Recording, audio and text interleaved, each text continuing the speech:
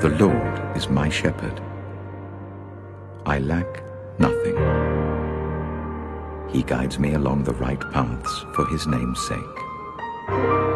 Even though I walk through the darkest valley, I will fear no evil, for you are with me.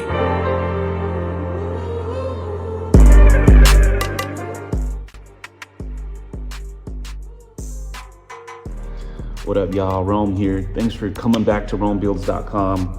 Whatever page you found me on through these social medias. Thanks for checking out my content. This is community content. It's specifically towards my young community. What I mean by that, young teenagers, preteens. I know the young community, the young kids, the adolescents. And I'll be specific sometimes. I work with nowadays they're called YNs, young ninjas. At risk can be a number of things. It's specifically just a kid closer to decisions that can potentially take their life away.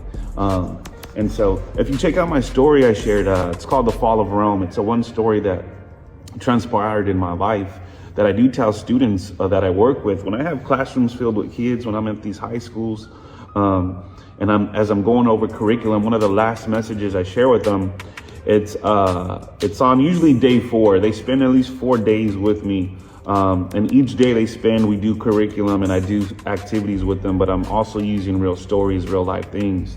And this is my attempt as when I say prevention specialist from a professional point of view, is we are trying to prevent students from making more wrong decisions that could progress their life even worse. As in, they got one charge because they got caught doing something, but trying to divert that way of life and those activities they're choosing to do. They have the ability to change, but as a community, this is what we do when we go into schools and we work with young people, is doing certain things to try to divert them from that path that is the wrong way.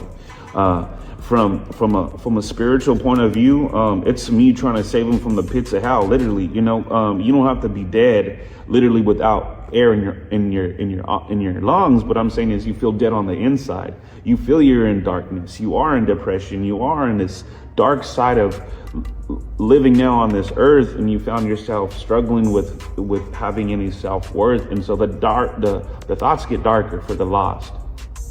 And I say that because I was so lost and so far gone as a young kid. I didn't care.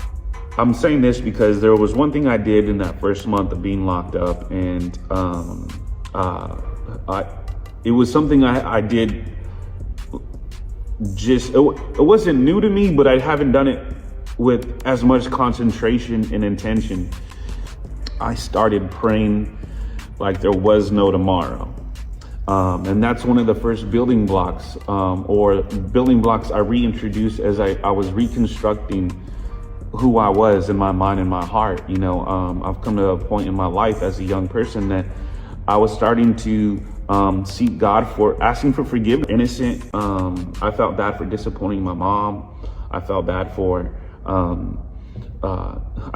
myself, allowing myself to get to a point of getting locked up, and yeah, I didn't think highly of myself, but even when you get in a low place mentally, you kind of feel like, man, how could you let yourself you're better than that.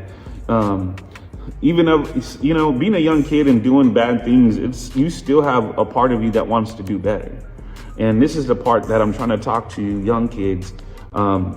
If you're a young kid checking this story out, I'm going to tell you, I straight up started praying. And I started praying to God. The first literature, the first book I could get while being locked up for those 2 years was a Bible. I started praying and I started reading the word. One scripture that a lot of people have heard, it's Psalm 23, verse 4. Even though I walk through the valley of darkness, I will fear no evil, for you are with me. RomeBuilds.com. Rome wasn't built in a day. Key building. Maybe add the prayer block. Add that to your building process. Build the right way, and you can be amazing, and you can keep building. Anyway, all love. Shout out to everybody who's watched my content today.